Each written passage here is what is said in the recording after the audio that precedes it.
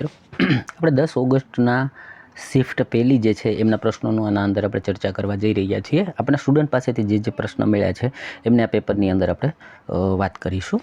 Okay, હવે મિત્રો તમને એક જ રિક્વેસ્ટ હોય છે, ખાલી વિડીયોને લાઇક કરો. એનાથી વિશેષ આપણી કાંઈ અપેક્ષા ન હોય. તમારા માટે આપણે આ બધું લખવું, બનાવવું, 10-15 જણા હારે વાત કરવી, સમજવું, સમજાવવું, એના માટે 2-3 કલાક જતી હોય છે. 2-3 કલાક માટે એક નાનકડું ફ્રી ઓફમાં તમારે કોઈ પણ તકલીફ વગર ખાલી ટચ કરવાનું હોય છે. એટલું તમે કરી દો તો ઠીક રહેશે. ઓકે, એનાથી વધારે અપેક્ષાઓ શું રાખીએ મિત્રો. ચલો વાત કરીએ. પેલો એવો પ્રશ્ન, ફિફા વિશ્વકપ 2026નું આયોજન જે છે, ઓકે, એ ક્યાં કરવામાં આવેલું? તો છે ને એ 3 દેશની અંદર, મારા ખ્યાલથી આખા ઉત્તર અમેરિકાએ આયોજન લીધેલું હતું. અને એના અંદર 3 દેશ જે છે, અમેરિકા, કેનેડા અને મેક્સિકોની અંદર તેમનું આયોજન કરવામાં આવેલું હતું. જુઓ, હવે આના પરથી આપણને એક વસ્તુ શીખવા મળે છે કે ભાઈ આ લોકો મોટી જેટલી ગેમ્સ છે ને એને એક વખત ધ્યાને લેશે ને લે છે. તમારી ફરજ બને છે કે જો ખરેખર સિરિયસલી તમે એક્ઝામને સોલ્વ કરવા માગતા હોય, પાસ થઈ અને કંઈક એમ લાગે ગ્રુપ ડી સોલ્વ કરી અને તમારે ખરેખર રેલવેમાં જોબ લેવી જ છે, તો તમારે આ ટાઈપના પ્રશ્ન જે છે એની મહેનત કરી લેવી જોઈએ. ત્યારબાદ વાત કરીએ 2026માં પદ્મભૂષણ પ્રાપ્ત વિજય અમૃતરાજ જે છે એ કયા ખેલ સાથે અથવા કઈ રમત સાથે જોડાયેલા છે? તો જુઓ, પહેલેથી આપણને બને છે એવું, આ લોકો ડેઇલી માટે એકને એક પદ્મશ્રી, પદ્મવિભૂષણ, પદ્મભૂષણ કાંઈક ને કંઈક જે છે એ પૂછે છે અને ડેઇલીનો એનો ક્રમ છે. એટલે એ પણ હવે તમને સમજાઈ ગયું હશે કે ભાઈ તમારે પદ્મશ્રી, પદ્મભૂષણો જે છે એને વાંચવા જોઈએ. ત્યારબાદ વાત કરીએ, નીચેનામાંથી કયું એક કાર્બનિક સંયોજક છે? એટલે ભાઈ સંયોજક એટલે પહેલાં તો વસ્તુ, જો કાર્બનિક એટલે કાર્બનની હારે જોડાય, અને બરાબર છે. હવે તમને કદાચ ધોરણ 10ની અંદર 4થું કે 6થું ચેપ્ટર છે કાર્બનિક સંયોજનો. ઓકે, તો એમાંથી જ પ્રશ્ન પૂછ્યો. જો NaCl છે એ નથી આવતું, CO2 નથી આવતું, CH4 જે છે મિથેન એ કાર્બન સાથે છે, પણ એ છે ને સંયોજન તરીકે નથી આવતું. એ મારા ખ્યાલથી છે ને એને સંતૃપ્ત હાઇડ્રોકાર્બન તરીકે જોડાયેલું હોય છે. એટલા માટે આનો રાઈટ આન્સર જે છે ને CH3Cl, ક્લોરોમેથેન, મિથેન નહીં પણ મેથેન, એનો રાઈટ આન્સર બને છે. ત્યારબાદ વાત કરીએ, વૈશ્વિક શાંતિ રૂચિ મુજબ ભારતનું સ્થાન. ઓકે, એટલે કે ભાઈ ટૂંકમાં ઇન્ડેક્સને જે છે એ ડેઇલી પૂછી રહ્યા છે આપણને, બરાબર. એની અંદર શું પૂછ્યું હતું ભાઈ? ગ્લોબલ ઇન્ડેક્સની અંદર પીસ એટલે કે શાંતિની જે સૂચન છે અથવા તો એનું ઇન્ડેક્સ બહાર પડ્યું છે, એમાં ભારતનું સ્થાન જે છે 2025 મુજબ આપણું કેટલામાં રહ્યું છે? તો કે ભાઈ 115મું સ્થાન આપણે રહ્યા છીએ. અને પ્રથમ નંબર ઉપર વાત કરીએ તો આઇસલેન્ડ. ઓકે, હવે જો આઇસલેન્ડ છે ને 2008થી પ્રથમ નંબર ઉપર આવ્યા છે અને સૌથી શાંત દેશ જે છે, બરાબર, એ ગણાય છે વર્ષોથી. એટલે 2008, અત્યારે 2026 ચાલી રહ્યું છે. એ ભાઈ હંમેશા પ્રથમ ક્રમ જાળવીને બેઠા છે. ત્યારબાદ વાત કરીએ, ઈસરો દ્વારા મિત્રા નામનું મિશનનું આયોજન જે છે એ ક્યાં કરવામાં આવેલું હતું? તો કે 2 થી 9 એપ્રિલના 2026ની અંદર લેહ લદ્દાખમાં આનું આયોજન કર્યું હતું. તો કે આયોજન શેના માટે હતું? બરાબર છે. તો કે એ આયોજન જે છે ને એ ગગનયાન મિશન આપણે જે છોડવાના છીએ એની પ્રેક્ટિસ કરવી, એમાં કેવી રીતના વ્યવહાર કરવો, એના વૈજ્ઞાનિકોને અહીંયા તાલીમ આપવા માટે આ મિત્રા આયોજન થયેલું હતું. હવે જો ને મિત્રામાંથી 2-3 વાર પ્રશ્ન આવ્યા એટલે મેં એનું ફૂલ ફોર્મ લાવ્યો છું, બરાબર છે, કે ભાઈ કદાચ આ લોકો મિત્રાનું ફૂલ ફોર્મ પૂછી લઈએ, બરાબર. હું લખીને તો લાવ્યો હતો, હાલો આગળ આવશે એટલે હું તમને બતાવી દઈશ. ત્યારબાદ વાત, અથવા તો તમે લોકો ગૂગલ કરી અને મિત્રાનું ફૂલ ફોર્મ શીખી લેજો. ત્યારબાદ વાત કરીએ કે મહાત્મા અ ગ્રેટ કોમ્યુનિકેટર નામનું પુસ્તક જે છે એ કોણે લખ્યું છે? તેના લેખક પૂછવામાં આવે. ધીરજ કાકડિયા છે અને એ આકાશવાણીના મહાડિરેક્ટર જે છે હાલ પદ ઉપર, અને એમણે આ પુસ્તક લખ્યું છે. તો અહીંથી આપણે એક પણ વસ્તુ જાહેર થાય છે કે ભાઈ જેટલા ફેમસ પુસ્તકો 2026માં આવ્યા છે, બરાબર, આજે જોશો ને તો આ શિફ્ટની અંદર 2 તમને ફેમસ પુસ્તકો વિશેના લેખકો પૂછી લીધા છે. ત્યારબાદ વાત કરીએ કે જો ઓસ્ટ્રેલિયન ઓપન, હમણાં આપણે ઉપર જોયું તો ભાઈ એક રમતગમતનો ક્વેશ્ચન હતો. બીજો પ્રશ્ન આવ્યો, ઓસ્ટ્રેલિયન ઓપન 2026ની અંદર પુરુષનો એકલ વિજેતા ખિતાબ જે છે એ કોણ જીત્યો છે? અને આખો પ્રશ્ન એવો હતો, બરાબર છે, કે ભાઈ આ એવો વ્યક્તિ છે કે જેણે 4 ગ્રાન્ડ સ્લેમ જીતનારો પ્રથમ યુવા ખેલાડી બન્યો છે. તો એનું નામ છે કાર્લોસ અલ્કરાજ, અને મારા ખ્યાલથી સ્પેનના છે. ઘણી વખત આ લોકો છે ને હવે આ પ્રશ્નને પાછો એમ પૂછશે કે ભાઈ કાર્લોસ અલ્કરાજ જે 4 ગ્રાન્ડ સ્લેમ જીતનારો પ્રથમ વિજેતા બન્યો હતો, એ કયા દેશ સાથે જોડાયેલો છે. આ ટાઈપથી પ્રશ્ન એ પૂછતા હોય છે. પરંતુ આને પ્રશ્નને જો થોડોક ફેરવીને પૂછે કે જો આ જ પ્રશ્ન જે છે ઓસ્ટ્રેલિયન ઓપન 2026માં વુમન એટલે કે લેડીની વાત કરે તો એ કોણ છે? તો કે ભાઈ કઝાકિસ્તાનની જે છે એલેના રૈબાકિના. કેવું નામ છે? એલેના રૈબાકિના. તો અહીંયાથી આપણને એ પણ શીખવા મળે છે કે આ લોકો ગ્રાન્ડ સ્લેમ જે છે પૂછે છે, US ઓપનના અંતે બધી. જો 4 ગ્રાન્ડ સ્લેમ જો એવું હશે તો હું ટ્રાય કરું છું, જો મને સમય મળશે તો હું એ 4 ગ્રાન્ડ સ્લેમ જે છે કોણ જીતું છે ને શું છે એની ડિટેલ્સ જે છે એ હું તમને ટેલિગ્રામમાં આપી દઈશ.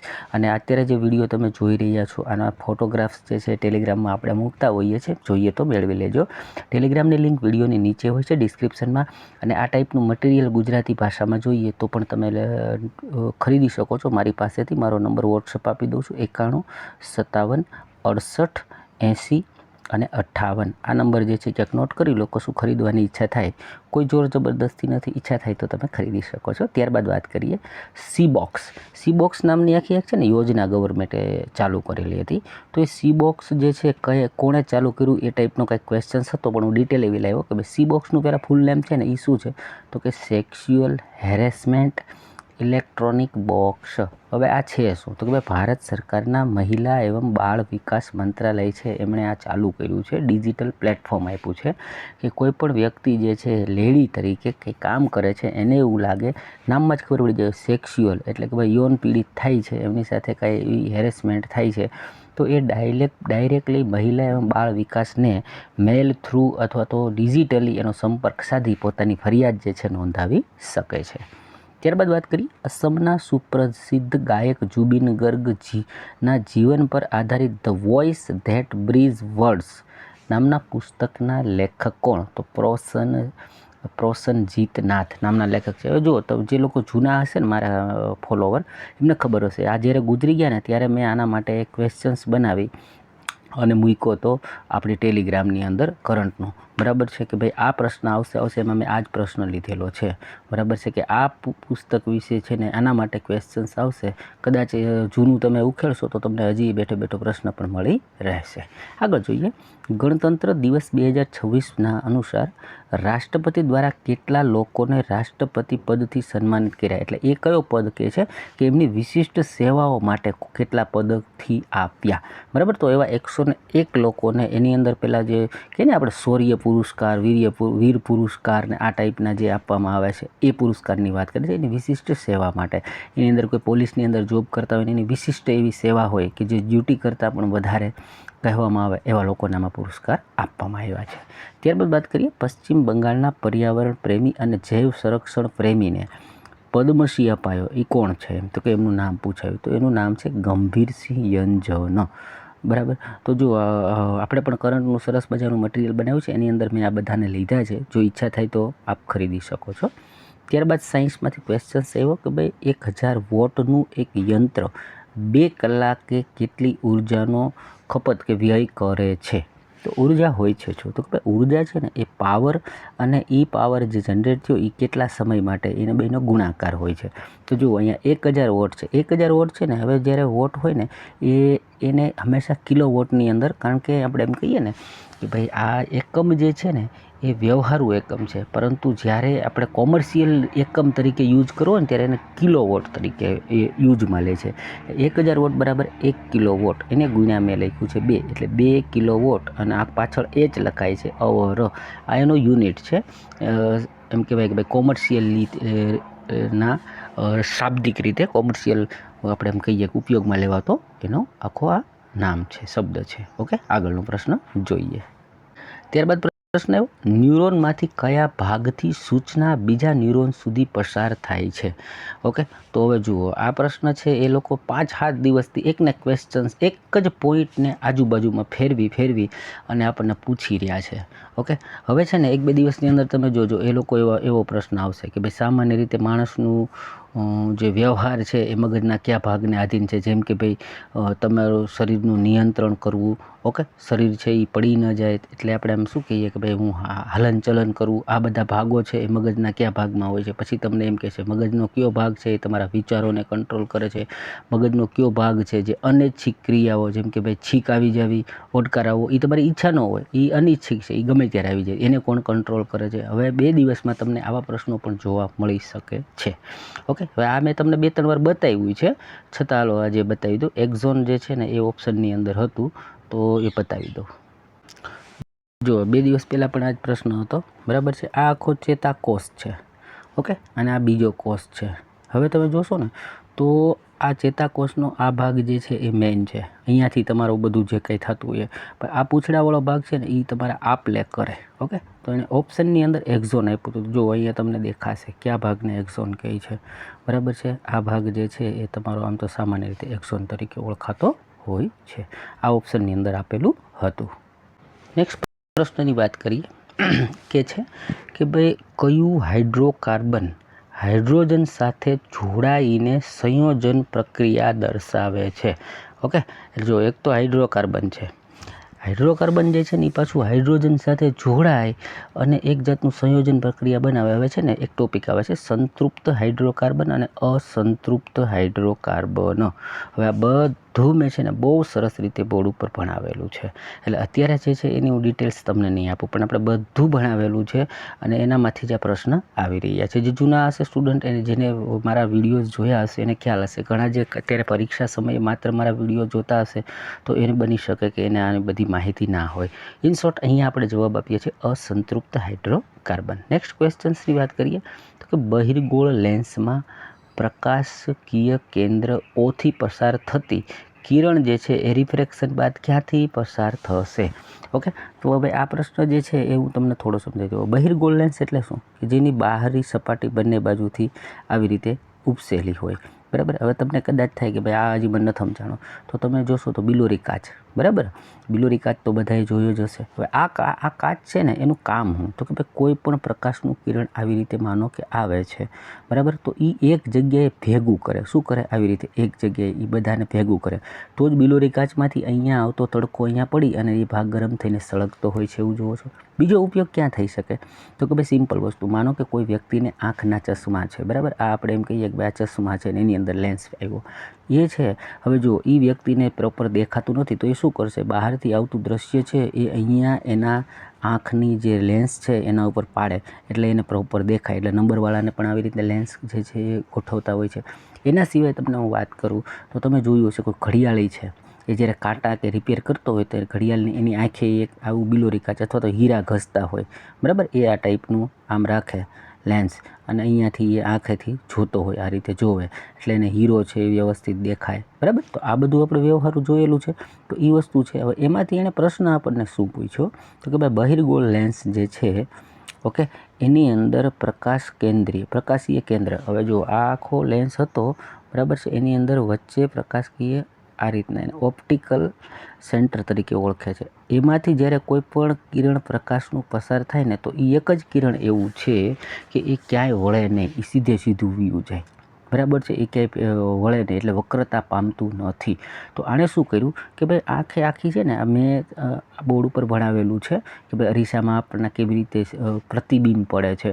એની અંદર અમુક નિયમો હોય છે કે ભાઈ જો જ્યારે કોઈ પણ પ્રકાશનું કિરણ છે એ માનો કે આવી રીતે સમાંતર રીતે આવે તો એ વક્રતા બાદ હંમેશા ક્યાંથી પસાર થાય, તો કે હંમેશા એફમાંથી પસાર થાય. ઓકે, આવા બધા એના 4 નિયમો છે. એ 4 નિયમ ઉપર આખા ચેપ્ટરની અંદર બનતી ઇમેજો છે. એમાંનો આ એક નિયમ છે કે જ્યારે કોઈ પણ પ્રકાશનું કિરણ જે છે એ, બરાબર, પ્રકાશીય કેન્દ્ર એટલે કે ઓમાંથી પસાર થાય તો એ ક્યાંય પણ મોડ્યા વગર, ઓમાંથી વિચલન પામ્યા વગર એમને આમ સીધું પસાર થાય છે. એટલે આ લોકો શું કરે છે કે એક જ ચેપ્ટરમાંથી તમને પ્રશ્ન બનાવવા હોય તો અલગ અલગ પોઈન્ટ ઉપર ક્વેશ્ચન્સ બનાવતા જાય છે. બાકી ટોપિક એનો એ જ રાખે છે. ત્યારબાદ વાત કરીએ કે જ્યારે કોઈ નિલંબન મિશ્રણને હલાવ્યા પછી થોડીવાર મૂકી રાખવામાં આવે છે તો તેના કણોમાં શું જોવા મળે છે.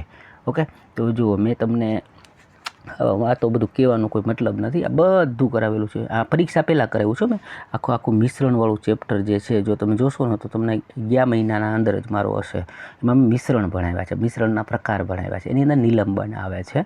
ઓકે, તો એની અંદર એ શું હોય તો કે ભાઈ આ બધા કણ જે છે એ તમે હલાવો ને એટલે આખામાં આમ કરી આમ ફેલાઈ જાય, બરાબર. પણ એ એમ કહે છે મૂકી રાખવામાં આવે તો ધીમે ધીમે એ કણો જે છે એ બેસી જાય, કારણ કે આના પાછા ટાઈપ્સ આવે. સમાંગ મિશ્રણ, બરાબર છે, એટલે સમાંગ મિશ્રણ છે કે વિસમાંગ મિશ્રણ છે એ બધું મેં ભણાવેલું છે. ને એનું જ પાછું તમને ઓપ્શન ઓલા શું કહેવાય પેટર્ન પૂછી લે છે. કાલ જ ક્વેશ્ચન આવે, માનો કે સાંજની બેચમાં જ આવે, નિલંબન છે જે એ સમાંગ મિશ્રણ છે કે વિસમાંગ મિશ્રણ છે, આવો ક્વેશ્ચન્સ તમને પૂછી લે. સમાંગ મિશ્રણ એટલે શું તો કે સમાંગ મિશ્રણ એટલે છે ને એવી રીતે ભળી જાય જેમ કે ભાઈ તમે પાણી છે, બરાબર છે, હવે એની અંદર માનો કે હું હાવ તમને સમજે એવું આપું, પાણીની અંદર તમે દારૂ નાખ્યો, બે એક થઈ જાય. હવે દારૂ કે પાણી એમાં જ બેમાં તમને છૂટું પાડી ન શકો. પણ વિસમાંગ એટલે શું તો કે ભાઈ કોઈ વસ્તુ જે છે એની અંદર તમે માનો કે ચોકનો ભૂકો નાખ્યો તો થોડી વાર આમાં ભળેલું લાગે, પણ ધીમે ધીમે થોડી વાર થાય, બરાબર છે. એની અંદર તમે માટી નાખી તો પહેલાં આમ ભળી જાય, પણ ધીમે ધીમે માટીના કણ બધા નીચે બેસી જાય, વિસમાંગ મિશ્રણ કહેવાય છે. ઓકે, ચલો કોઈ વાત નહીં, આગળ લઈ લઈએ. પછી કે સંયોગીકરણ પ્રક્રિયામાં નીચેનામાંથી શું જોવા મળે છે, એટલે ઓપ્શન આપેલા. તો આ પણ મેં તમને કીધેલું છે, ઘણા વિડીયોમાં કીધું છે કે ભાઈ મેં એક ચેપ્ટર બનાવ્યું છે રાસાયણિક પ્રક્રિયાઓ, અચૂકથી જુઓ, એમાં મેં બધું લીધું છે. હવે જો સંયોગીકરણ એટલે શું, સંયોજન થવું, સંયોગનો મતલબ થાય ભેગું થવું, બરાબર છે. કોઈ વસ્તુ છે એ છે અને એ બીજા હારે બી હારે જોડાય અને એ બે ભેગા થઈને એ બી બની જાય, બરાબર છે. આપણે આમ કે ભાઈ અક્ષય કુમાર છે ને આ કેટરીના કૈફ છે, એ બે જે છે પિક્ચરની અંદર પ્રેમ થાય, ફિલ્મમાં છેલ્લે એન્ડ થાય તો હું તો બે લગ્ન થઈ જાય કે હવે બે એક થઈ ગયા, વિલનને મારી નાખ્યો. આ સંયોગીકરણ એટલે કેવા સીધી ભાષા મેં તમને સમજાવ્યું. તો ઓપ્શનની અંદર એણે શું આપ્યું હતું તો કે ભાઈ ઓપ્શન એવું આપ્યું હતું કે ભાઈ બે પ્રક્રિયકો ભેગા મળી અને એક વસ્તુને ઉત્પાદ તરીકે બનાવે, એને કહેવાય સંયોગીકરણ પ્રક્રિયા. ત્યારબાદ એવું કોઈ વસ્તુ પર ક્રમશઃ 150 ન્યૂટન અને 600 ન્યૂટનનું બળ લગાડવામાં આવે છે, તેના કારણે ઉત્પન્ન થતો વેગમાનનો ગુણોત્તર દર્શાવવાનો છે. હવે બે ઉપર ફોર્સ લગાવવામાં આવ્યો તો ફોર્સ હોય શું તો કે એમ ઇન્ટુ એ. એમ એટલે શું તો કે ભાઈ એમ જે છે એટલે કે દ્રવ્યમાન. તો હવે દ્રવ્યમાન અહીંયા આપણને બેને આપી દીધા છે, બરાબર છે. ફોર્સ આખું આપી દીધું છે. ફોર્સ શું આપ્યું 150 ન્યૂટન, એટલે માનો કે પહેલાંનું A1 કહું, બીજાને હું A2 કહું તો કે ભાઈ 150 ન્યૂટન ને બીજું છે 600 ન્યૂટન. છેદ ઉડાડો તો 15 ચોકા ને 60, એટલે ઉપર વધ્યો 1, નીચે આવ્યા 4, તો કે ભાઈ 1:4 રેશિયો મુજબ એનું વેગમાન આવશે.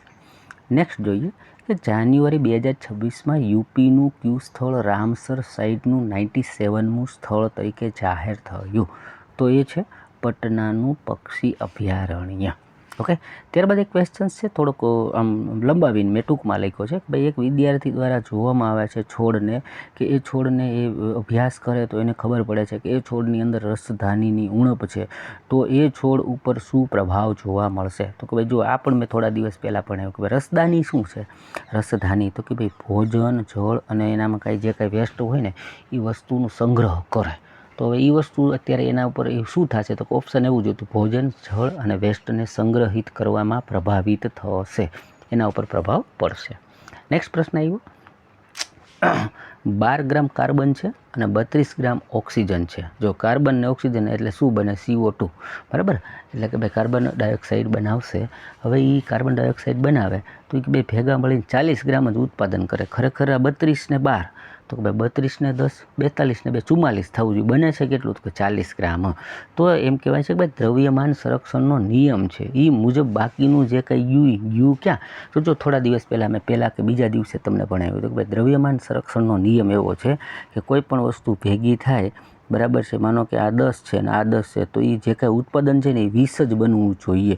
જો એ 20 ન બને તો બાકીનું છે એ ક્યાં જાય તો કે ભાઈ એ વેસ્ટ તરીકે જતું હોય છે, અથવા તો ધુમાડો નીકળી જતું હોય છે, ગેસ નીકળી જતું હોય છે, અથવા તેની ઉર્જા સ્વરૂપે એમાંથી માનો કે ગેસ છે તો એક ઉર્જા તરીકે જ નીકળી ગયો, ધુવાડો છે તો ભલે આપણા માટે ધુવાડો છે પણ એક જાતની એ વસ્તુ એમાંથી ઉત્પાદન થઈ ને, તો કે બાકીની વસ્તુ જે છે એ 4 ગ્રામ ગેસ કે ધુમાડા સ્વરૂપે બહાર નીકળી ગયું. ત્યારબાદ હવે આ લોકો મેઇન પોઈન્ટ ઉપર આવી ગયા, એનો ફેવરિટ ટોપિક છે બરાબર છે.